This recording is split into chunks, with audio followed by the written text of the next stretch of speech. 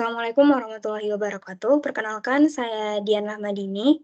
Pada kesempatan kali ini, saya ingin menyampaikan mengenai atau presentasikan mengenai praktikum fisika kesehatan dan sistem percacahan yang telah saya lakukan pada semester 7. Dengan NIM saya adalah 2404 0120 120033.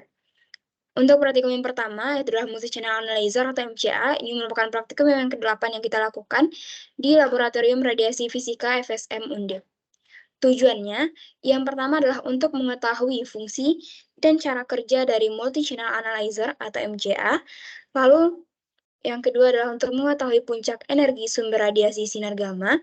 Dan yang ketiga adalah untuk mengidentifikasi logam yang efektif sebagai perisai sinar gamma. Kemudian dasar teori yang digunakan, yang pertama adalah multi-channel analyzer itu sendiri atau MCA. MCA merupakan instrumen untuk merekam data spektrum radiasi nuklir, di mana MCA biasanya dibuat sebagai sebuah instrumen tersendiri yang dilengkapi dengan tampilan data grafis. MCA semacam ini dapat digunakan untuk melakukan analisis beberapa spektrum data. Analisis data spektrum radiasi nuklir yang lebih baik dapat dilakukan dengan menggunakan personal komputer atau PC. Kemudian ada radioaktif.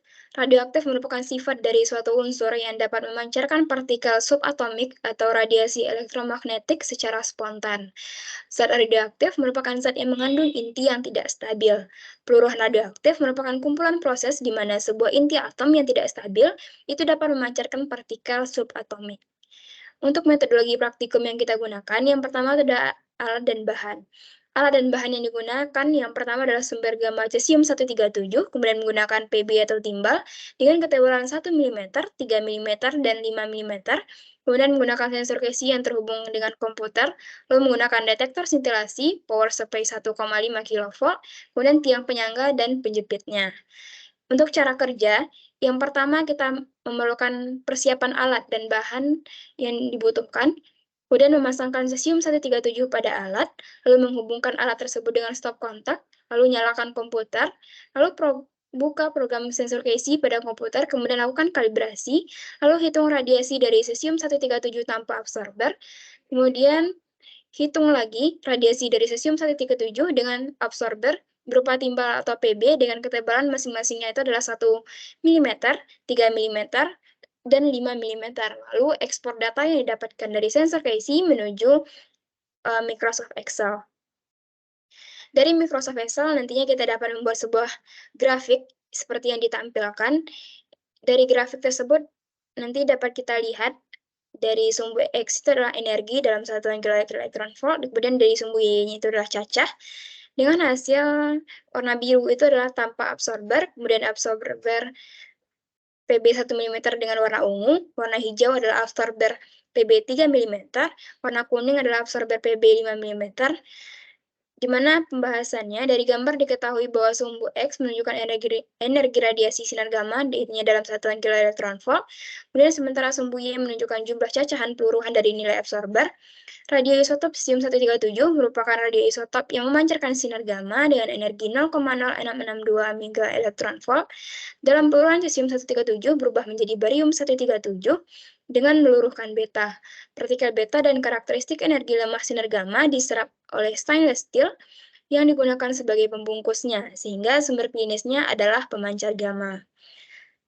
Kesimpulannya, MCA merupakan perangkat spektroskopi yang digunakan untuk mengidentifikasi distribusi energi emisi foton material radioaktif, sehingga dapat dilakukan identifikasi material yang diuji. Pada praktikum ini menggunakan absorber PB atau timbal dengan ketebalan yang berbeda, yaitu 1 mm, 3 mm, dan 5 mm. Dari praktikum yang telah dilakukan menunjukkan bahwa PB dengan ketebalan 5 mm adalah pelindung yang paling efektif untuk menyerap radiasi. Ini disebabkan oleh cacahan peluruhannya yang paling kecil, yang memungkinkan menyerap lebih banyak radiasi dibandingkan PB dengan ketebalan di bawahnya, yaitu 3 mm dan 1 mm. Kemudian praktikum yang ke-11 mengenai survei meter dan elektronika personal dosimeter atau EPD, ini dilakukan di Laboratorium Elektronika dan Instrumentasi Departemen Fisika, FSM Undip, dengan tujuan praktikum. Yang pertama adalah untuk menganalisis nilai paparan radiasi sumber alfa, beta, dan gamma menggunakan surveimeter dan electronical personal dosimeter atau EPD. Kemudian untuk mengukur nilai paparan radiasi sumber alfa, beta, dan gamma menggunakan surveimeter dan electronical personal dosimeter atau EPD. Dasar teori, yang pertama adalah surveimeter. Surveimeter merupakan alat untuk mendeteksi tingkat radiasi di lingkungan agar pekerja radiasi terhindar dari paparan radiasi yang tidak diizinkan. Surveimeter digunakan untuk mendeteksi adanya paparan radiasi gamma dan sinar X. Surveimeter ini sangat penting dikarenakan radiasi itu tidak dapat terlihat sehingga kita perlu suatu alat yang dapat mengukur besaran radiasi yang mungkin akan mengenai kita sebagai pekerja radiasi. Kemudian yang kedua adalah electronical personal dosimeter atau yang disingkat dengan EPD, merupakan dosimeter bersifat elektronika modern yang dipasang pada seseorang untuk mengukur tingkat paparan radiasi yang diterimanya. Hal ini bertujuan untuk proteksi radiasi keselamatan penggunanya dari radiasi eksternal. Kemudian metodologi, yang pertama alat dan bahan bisa dilihat. Yang pertama adalah surveimeter Polymaster PM1405, kemudian ada Electronical Personal Dosimeter atau EPD Polymaster PM1621A, kemudian ada sumber radioaktif cesium 137, strontium 90, radium 241, dan penggaris. Cara kerjanya, yang pertama adalah menyiapkan alat dan bahan yang dibutuhkan serta nyalakan alat. Kemudian mengukur nilai paparan lingkungan menggunakan surveimeter dan EPD, lalu tempatkan surveimeter dan EPD di dekat sumber radioaktif. Lalu ukur nilai paparan pada jarak 0 sampai 100 cm dengan kenaikan 10 cm setiap pengukurannya. Kita dapat mengukur jarak itu dengan penggaris, lalu analisis data nilai paparan radiasi. Hasil yang didapatkan dari praktikum ini dapat terlihat pada tabel. Yang pertama adalah menggunakan surveimeter PM1405, didapatkan paparan radiasi lingkungannya adalah 0,15 mikrosievert per hour. Kemudian untuk paparan radiasi menggunakan EPD Polymaster PM1621A, didapatkan paparan radiasi lingkungannya adalah 0,16 mikrosievert per hour. Di sini dapat dilihat jarak dari 0 sampai 100 cm, kemudian laju dosisnya dari setiap radioaktif. Kemudian pembahasannya, hasil pengukuran paparan radiasi memiliki perbedaan yang sangat signifikan, terutama pada sumber SR90 dan AM241, di mana sumber SR90 dan AM241 dengan personal dosimeter atau EPD menunjukkan hasil paparan yang sangat kecil atau relatif kecil terhadap hasil pengukuran yang didapatkan dengan surveimeter. Hal ini dikarenakan EPD yang digunakan itu tidak kompatibel untuk mengukur paparan radiasi beta dan alfa.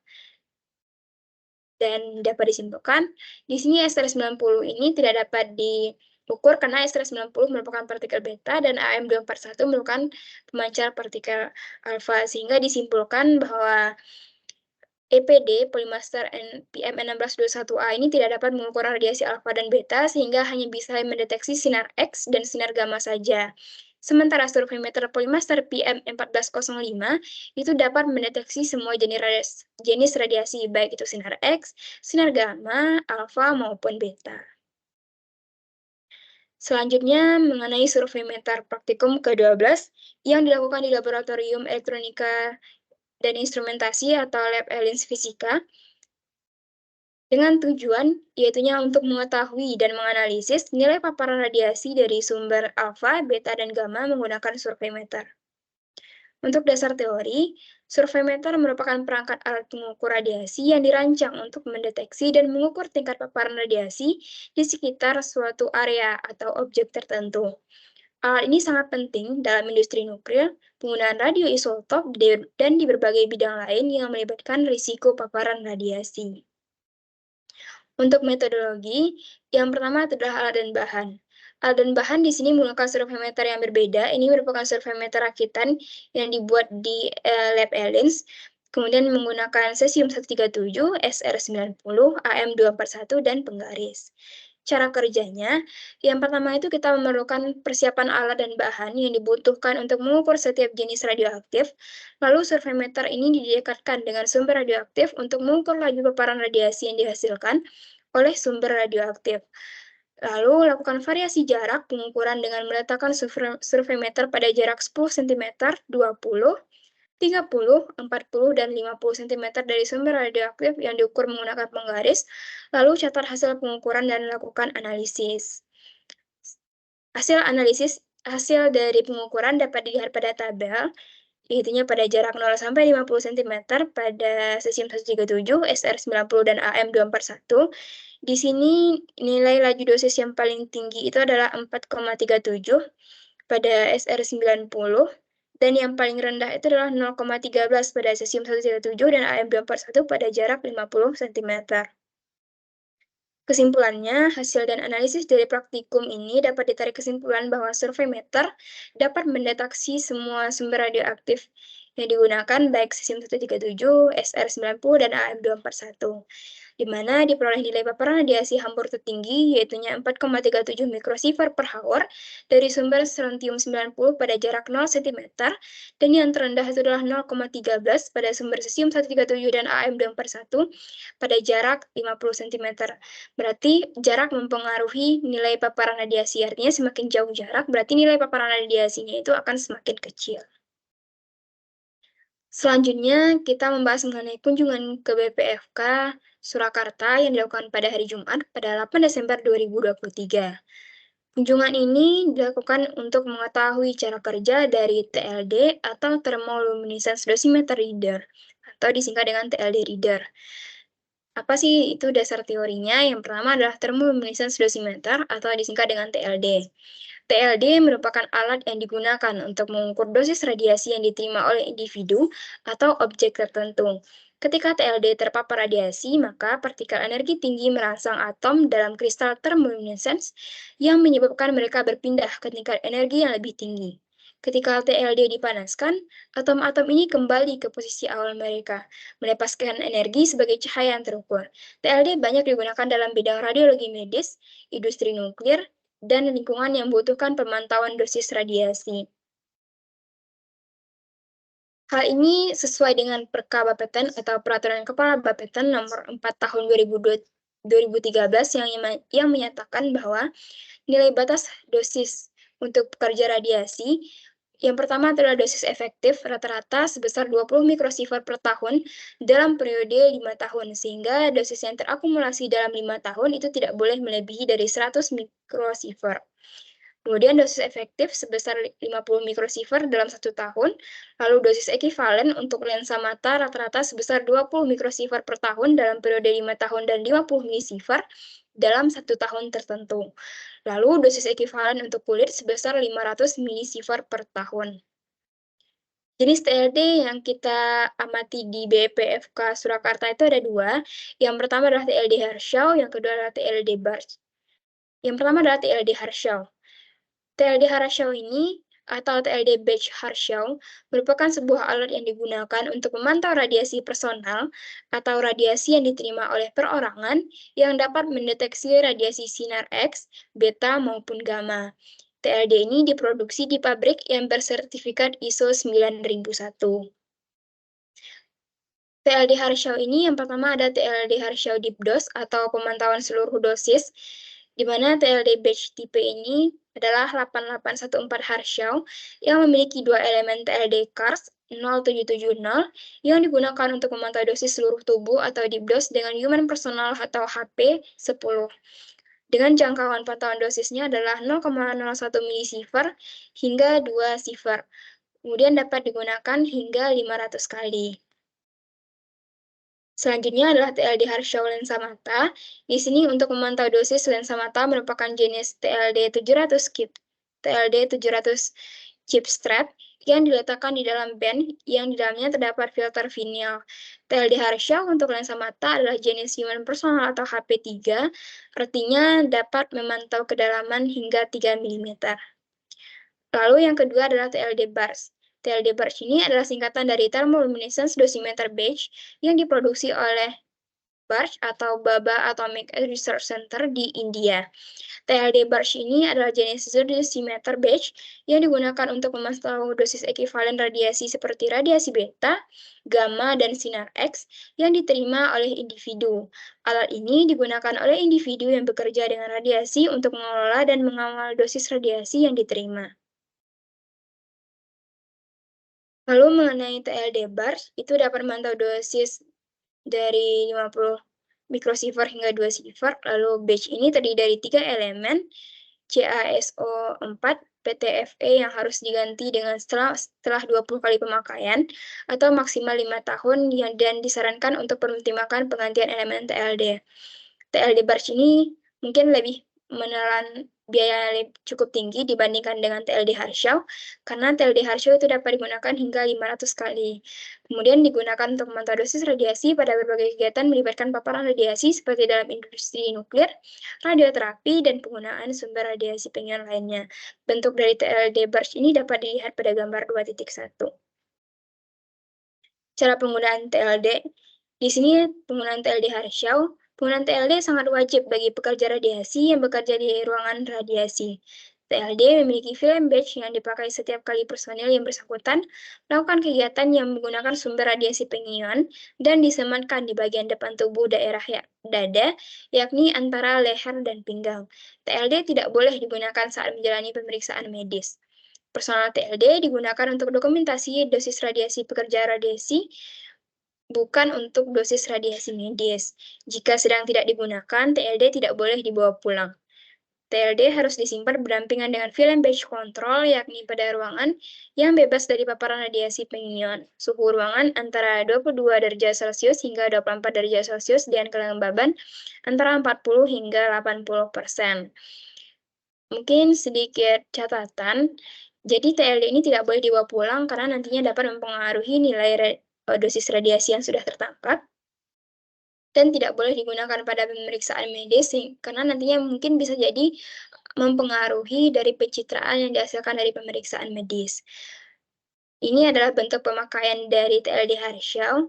TLD Harshau bentuknya seperti gambar yang sebelah kiri dan sebelah kanan. Yang pertama ini untuk deep dose.